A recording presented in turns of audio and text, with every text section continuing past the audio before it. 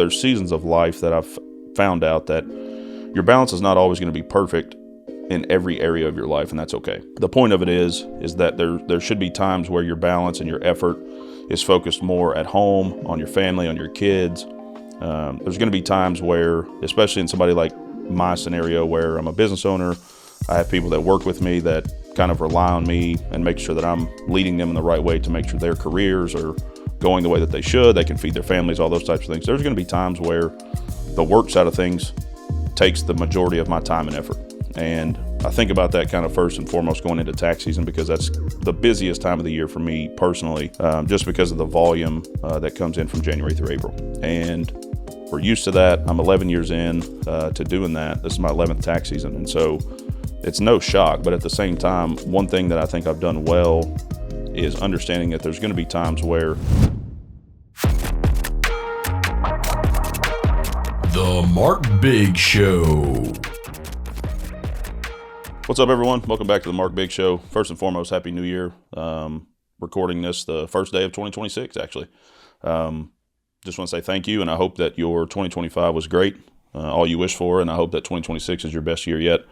If you're like me, you kind of sit down when things are slow and start reflecting on things you did right, things you did wrong, and things that you may want to change or do coming into the new year. I've never been huge on New Year's resolutions, so to speak, because I think they're, just like everybody else, they're fleeting. But I do think that at the end of the year, you should kind of just sit down and reevaluate. I did an episode last year around this time just talking about looking at what you did right, what you can improve on going into the new year. And I do think that stuff's important. The older I've gotten and the further along in business I've gotten, I've kind of strayed away, I guess, would be the best way to put it, from a bunch of goal setting for New Year's, because I think the way that my business works, it doesn't necessarily stop and bookend when 12/31 hits at the end of a year. So going into the new year is more about just making sure that my processes are on point, making sure that I'm analyzing things the right way, making sure that the right things are in the right place, the right people are in the right place, and continuing to do the things that have created success and just trying to improve on the things that I don't do as well as I do others. So not necessarily shifting a bunch of different things. I make changes, I don't want to say constantly, but change is hard for me anyways. If you've listened to any of the episodes in the past, you've understood that change is not something that I do well. So I try to change things frequently just to keep myself, quote unquote, uncomfortable, and making sure that I'm doing the right things and not just staying in a rut, staying in a lane because things are okay. So I don't necessarily shift a bunch of things at year's end. I try as the years go on to evaluate in real time and not just wait for the end of a quarter, end of a month, end of a year to start making changes that I think are worth making. And so I don't necessarily do a whole bunch of New Year's resolutions, although, there's personal goals and things that I have at the forefront of my brain after kind of sitting down and reviewing 2025. But this episode, I wrote down 3 things that I think kind of stuck out to me when I was sitting down and over these last couple of weeks, just being slow with the holidays and stuff like that. And the first one is talking about balance. And I listened to Tim Grover, who is the legendary trainer of Michael Jordan and Kobe Bryant, amongst other, prominent elite athletes. He's a public speaker and has books and this, that, and the other thing now that he's established himself as kind of a leader in that space. But one of the things that he talks about is that balance is a concept, but most of the time it's not a reality. And that really stuck with me, because as you're trying to go for things, whether it be in a family relationship, in a business, in a workplace, whatever the case may be, if you're going after something that's outside of the norm, it's going to knock off your quote-unquote balance. Because if something is worth doing, it's worth striving for, it's out of the realm of what you would say is normal, it's going to take more effort than's required to keep everything balanced. And so there's seasons of life that I've found out that your balance is not always going to be perfect in every area of your life, and that's okay. The point of it is that there should be times where your balance and your effort is focused more at home, on your family, on your kids. There's going to be times where, especially in somebody like my scenario where I'm a business owner, I have people that work with me that kind of rely on me and make sure that I'm leading them in the right way to make sure their careers are going the way that they should, they can feed their families, all those types of things. There's going to be times where the work side of things takes the majority of my time and effort. And I think about that kind of first and foremost going into tax season, because that's the busiest time of the year for me personally, just because of the volume that comes in from January through April. And we're used to that. I'm 11 years in to doing that. This is my 11th tax season. And so it's no shock. But at the same time, one thing that I think I've done well is understanding that there's going to be times where I'm heavily focused on the office, and that's okay. Judging yourself for that is a hard thing to not do, because in the back of my head, when I'm sitting there at 11:30 at night working on a tax return, I'm sitting here thinking to myself, man, I really should have, focused for another 10, 15 minutes before my kids went to bed. But at the same time, if I haven't put forth this effort and built this business the way that it is, my kids wouldn't have the roof over their head that they have. My kids wouldn't have food on the table to eat. So the point is that if you're striving for something, if you're doing for something, understand balance is not always going to be there. Work-life balance is not always perfectly 50-50, and that's okay. The key to the whole thing is, number one, not judging yourself for it, but then number two is understanding that when work is slow, you need to shift that balance back towards your family or back towards whatever it is that's important to you on the other side of it. It can't always stay in this one lane 100% and 0% everywhere else. There's going to be seasons where it's 80-20, 70-30, all the things, but you have to make sure that you shift that effort and focus back and forth as it sees fit. And that's a hard concept for a lot of people to grab, because they think they should always be able to go to work, do everything that they should, shut it off as soon as they walk out the door, and then devote the time, effort to their family and to whatever extracurriculars that they have. It's just not always the case. So it's a good concept. It's just not always a reality. And so I really wanted to point that out, because that's important to me. And I think a lot of people that are driven, they're self-employed, they own a business, whatever the case may be, just trying to do something outside of the norm, are going to struggle with that. The next one that I wrote down in this is more of a relational type of thing that I've come to figure out over the course of the last few years, just analyzing different things. And I think it has to do with our interpersonal relationships. And so a lot of times people will stomach things with their friends and their family that they otherwise wouldn't if that person wasn't related to them. And the point of that is boundaries. You have to be able to set your boundaries with the people in your life, whether it be colleagues, whether it be friends, family, all those things, and understand that adults are adults, and they're going to treat you, they're going to respond to you, they're going to speak to you, they're going to show the effort to you based off of where they hold you in their perspective. From a respect, from a appreciation standpoint, there's going to be times where relationships can kind of hit rifts because you're trying to put forth effort to someone that's not necessarily reciprocating it, and the concept of whatever that relationship is, whether it be father-son, mother-daughter, son-mom, whatever the case may be, you continue to do that just because of the title of the relationship. So the point is, there's going to be times where there's people in your life that should be close to you, that should be your friend, should be your confidant, should be your right hand, that there's going to be times where you have to set boundaries with them because they're not reciprocating those types of efforts.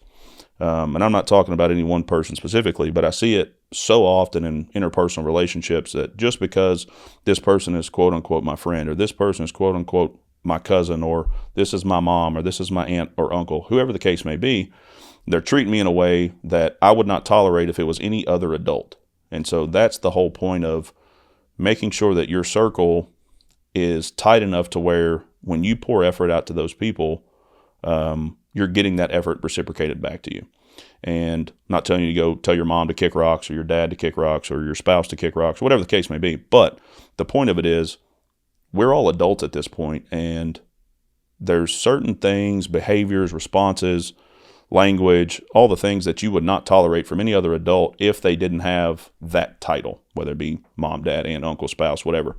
And you have to understand that when you kind of, I guess the best way to put it is let go of the concept of that relationship, whether it be mother-son, father-daughter, whatever, and understand that adults have the ability to pick and choose where they put their effort. And if you're pouring out your effort for someone and it's not being reciprocated, quite frankly, that means that they don't hold you in the same regard as you hold them. So I'm not telling you to cut them off, but the point is you got to create boundaries so that you're not, spending yourself emotionally and wearing yourself out, stressing yourself out about these things when it's not coming back to you in the other direction. And the point of that is to understand long term, to have successful, healthy relationships, you got to put people in their appropriate place. When people hold you in a high regard, when they respect you and they appreciate you and what you do for them, they show that with their effort. They show that with their words. And so if a person is not showing you that, have a conversation with them. Say, hey, look, I feel like I'm showing this side of the equation. Good relationships are 100%, 100%. They're not 50-50. They're not 70-30. They're 100%, 100%, right? And I feel like I'm giving you my 100% in whatever relationship this is, whether it be a friendship or whatever. And I don't feel like I'm getting that back from you. And that conversation will give that person the ability to course correct if they hold you in that regard. And if you have that conversation and that does not happen, that tells you what you need to know, and you may need to set a boundary there. Okay, so that's more of an interpersonal thing, which leads me into the last thing that I wrote down that's important to me, is that one of the things that's gotten me in the most, sticky situations is the people pleaser in me. And it's hard to differentiate the blurred lines of being a service-based business and understanding that your clients come first. You always have to be in PR mode with your clients. You always have to be willing to go the extra mile with your clients because they have other options, right? I've said this before in different podcasts that everyone has options. You don't own your clients. You don't own your business as far as the people that darken your door. They have ability to go seek someone else's service that does the same thing you do. You don't own them is the point, right? So from a business owner's perspective, somebody that's self-employed, entrepreneurial, all the things, you feel like in your head you have to go the extra mile. You have to give your client, your customer, the top-notch satisfaction. So your mind's always thinking like, what can I do to make sure that I'm standing out from the competition, right?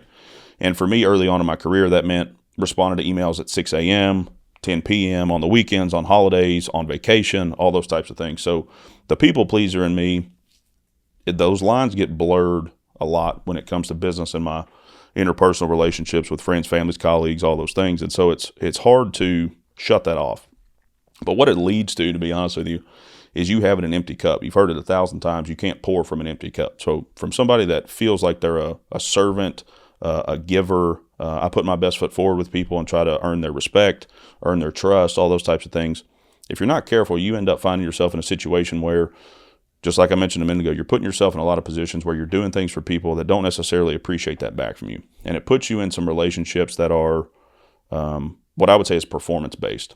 And when you sit down and reevaluate, when I stopped doing this for that person, they kind of fell by the wayside. Or when I put forth this effort, things were kosher. But then when I stopped calling or texting, those conversations went away. Those are hard places to find yourself in when it comes to friends and family and all those things. So you got to be careful with the people pleaser. If that's a problem for you, like it is me, you got to be okay with looking in the mirror and setting yourself some boundaries with the people that you pour yourself out for. And I've found that as you kind of tighten your circle a bit, the right people stay. And when you put forth the effort into those people, you get it right back because they hold you in that same regard that you hold them. So for all those people pleasers out there, look yourself in the mirror, do some accountability work, and see the spots where you're kind of overcompensating for the lack of effort on the other side. And I think you'll be a lot better off for it. And I think your mind will be at ease a lot more, and you'll find yourself less stressed, less wore out, just trying to make sure that everybody's happy. So-and-so's not mad at you. You did everything you could for that person in that regard, and make sure that the effort that you pour out is being reciprocated to you because you deserve that too. So hope those three things helped you. Ran through a lot of different things in my head as to what kind of stood out. There's all kinds of different business lessons that we could talk about, but I think those interpersonal things that kind of, like I said, it's a blurred line because they apply to business too. So you got to be careful with where you hold yourself and your effort. But either way, I hope those help you. And one thing that is kind of off the cuff here, I wanted to say thank you so much to my good friend that's behind the mic here, Nick Lawson, for helping me produce this whole thing. 40 episodes in. We're going to take a couple-month break. I'm going to go through tax season, dive into some extra content, do some planning, get some good guests lined up for you guys, and we're going to crank this thing back up in the summer. So you won't see my face for a couple months, and he didn't know that till we walked in this room either. So I wanted to say thank you for everything at this point, and I hope anybody that's listened to one episode or all 40 or anything in between has learned something just from my experience, my thought process. I think a little bit differently than most, and so hopefully just a different perspective has helped you in some type of situation or scenario that you found yourself in. And that's been the goal from day one for this podcast, is just to provide value. So I hope if you've watched one episode or all 40 that you've got something from it and it's helped you in your life, in your business, in your relationship, whatever it is. So I just want to say thank you. And we'll see you soon.